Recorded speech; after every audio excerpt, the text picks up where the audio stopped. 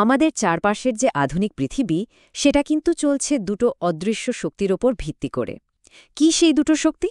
বিদ্যুৎ আর চৌম্বকত্ব। ভাবুন তো, আমাদের ফ্যান থেকে শুরু করে বিশাল কারখানার মোটর পর্যন্ত সবকিছুই তো এদের ওপর নির্ভরশীল। কিন্তু আসল ব্যাপারটা হলো, এই দুই শক্তির মধ্যে একটা গভীর, গোপন সম্পর্ক আছে। আর এই সম্পর্কটাই আমাদের আজকের এই প্রযুক্তিগত সভ্যতাকে সম্ভব করে তুলেছে। তো প্রশ্নটা হচ্ছে, বিদ্যুৎ আর চুম্বকের মধ্যে আসল সম্পর্কটা কি? এটা কিন্তু এমন একটা রহস্য যা বিজ্ঞানীদের শতাব্দীর পর শতাব্দী ধরে ভাবিয়েছে। তারা ভাবছিলেন, আচ্ছা, যদি এক শক্তি থেকে অন্যটাকে তৈরি করা যায়, তাহলে তো বিজ্ঞানের জগতে একটা নতুন দিগন্ত খুলে যাবে, তাই না? আর এই সম্পর্কের গল্পটা ওটা শুরু হয়েছিল প্রায় ২০০ বছর আগে, একটা যুগান্তকারী আবিষ্কার যা আক্ষরিক অর্থেই সবকিছু বদলে দিয়েছিল। চলুন তাহলে সেই গল্পটাই একটু বিস্তারিতভাবে দেখা যাক।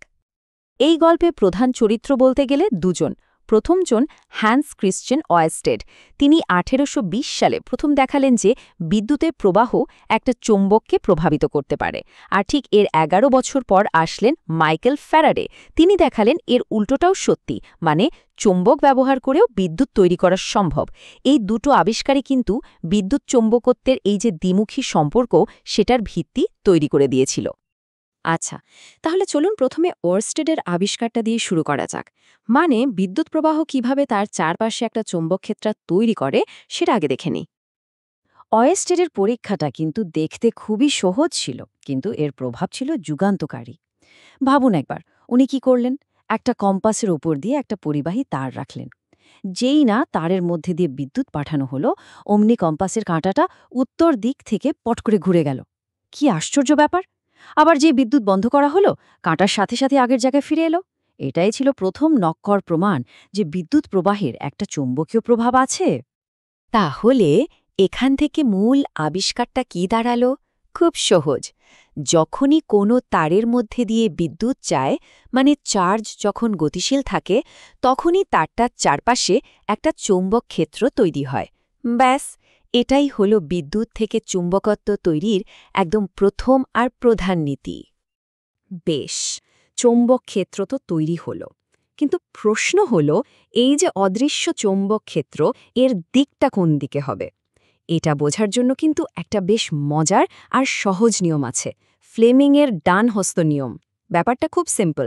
ডান হাতের বুড়ো আঙুলটা যদি বিদ্যুতের প্রবাহের দিকে রাখা হয়, তাহলে বাকি যে ভাঁজ করা আঙুলগুলো, সেগুলোই চৌম্বক ক্ষেত্রের দিকটা দেখিয়ে দেবে। দারুণ সহজ একটা উপায়, তাই না? এখন কথা হচ্ছে, একটা সোজা তারের চুম্বক প্রভাব কিন্তু খুব একটা শক্তিশালী হয় না। তাহলে শক্তি বাড়ানো যায় কিভাবে? উপায় আছে। যদি একটা অন্তরিত তারকে স্প্রিংয়ের মতো করে ঘন করে পেঁচিয়ে নেওয়া হয়, তখন সেটাকে আমরা বলি সলিনয়েড। এর মধ্যে দিয়ে বিদ্যুৎ পাঠালে এটা একেবারে একটা শক্তিশালী দণ্ড চৌম্বকের মতো কাজ করে। কারণটা কি? কারণটা হলো, প্রত্যেকটা প্যাচের চৌম্বক ক্ষেত্রগুলো সব একসাথে যোগ হয়ে যায়, আর তাতে একটা অনেক শক্তিশালী প্রভাব তৈরি হয়। এই যে তড়িৎ চুম্বক, এর শক্তি কিন্তু আরও কয়েকভাবে বানানো যায়। যেমন ধরুন, বিদ্যুতের প্রবাহ যদি বাড়িয়ে দেওয়া হয়, কিংবা তারের প্যাচের সংখ্যা আরও ঘন করে দেওয়া হয়। আর সবচেয়ে কার্যকর উপায়গুলোর একটা হলো সলিনয়েডের ভেতরে একটা লোহার দণ্ড বা কোর ঢুকিয়ে দেওয়া। এতে এর চুম্বক শক্তি বহুগুণ বেড়ে যায়। আর এভাবেই কিন্তু তৈরি হয় আমাদের খুব কাজের একটা জিনিস, শক্তিশালী তড়িৎ চুম্বক বা ইলেকট্রোম্যাগনেট। তো তড়িৎ চুম্বকত্বের এই যে নীতি, এটার উপর ভিত্তি করেই কিন্তু তৈরি হয়েছে আধুনিক সভ্যতার অন্যতম গুরুত্বপূর্ণ একটা যন্ত্র। নামটা কি? Electric motor. আমাদের মাথার উপরের ফ্যান থেকে শুরু করে রাস্তায় চলা বৈদ্যুতিক গাড়ি পর্যন্ত সব কিছুতেই কিন্তু এই একই নীতি কাজ করছে। তাহলে ইলেকট্রিক মোটর জিনিসটা আসলে কি? খুব সহজভাবে বললে, এটা এমন একটা যন্ত্র যা বিদ্যুৎ শক্তিকে যান্ত্রিক শক্তিতে, মানে সোজা কথায় গতিতে রূপান্তরিত করে। আর এটা কাজ করে চৌম্বক ক্ষেত্রে রাখা একটা বিদ্যুৎবাহী তারের ওপর যে বল তৈরি হয়, সেই সহজ নীতিটাকে কাজে লাগিয়েই। এর পেছনের মূল বিজ্ঞানটাও কিন্তু বেশ সহজ। যখন একটা চৌম্বক ক্ষেত্রের মধ্যে দিয়ে বিদ্যুৎ যায়, তখন ওই তারটা একটা বল বা ধাক্কা অনুভব করে। আর ঠিক এই বলের কারণেই মোটরের ভেতরের কুণ্ডলিটা বনবন করে ঘুরতে শুরু করে। এই ঘূর্ণনটাই হল যান্ত্রিক শক্তি, যা দিয়ে আমরা সব কাজ করি। একটা সাধারণ ডিসি মোটরের ভেতরে কিন্তু কয়েকটা প্রধান অংশ আছে যারা একটা দলের মতো কাজ করে। প্রথমত ফিল্ড ম্যাগনেট, যেটা একটা স্থায়ী চৌম্বক ক্ষেত্র তৈরি করে রাখে। তারপর আর্মেচার, এটা হলো সেই ঘোড়ার কুণ্ডলিটা যার মধ্যে দিয়ে বিদ্যুৎ যায়। এরপর আছে কমিউটেটর, এর কাজটা খুব মজার। প্রতিবার অর্ধেক ঘোরার পরই এটা বিদ্যুতের দিক পাল্টে দেয়, যাতে কুণ্ডলিটা একদিকেই ঘুরতে থাকে, থেমে না যায়।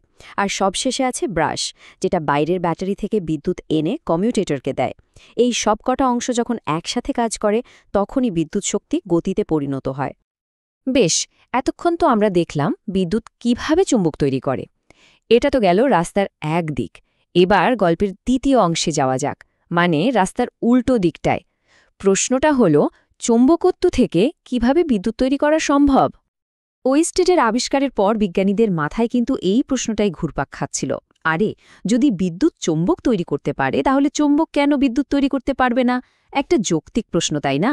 আর এই বড় প্রশ্নটার উত্তর খুঁজতে এগিয়ে এসেছিলেন আরেক কিংবদন্তি, মাইকেল ফ্যারাডে। ফ্যারাডেও কিন্তু একটা বেশ সহজ পরীক্ষার মাধ্যমেই এর উত্তরটা খুঁজে পেয়েছিলেন। উনি দেখলেন কি, একটা তারের কুণ্ডলীর কাছে যদি একটা চুম্বককে স্থির করে রাখা হয়, কিচ্ছু হয় না।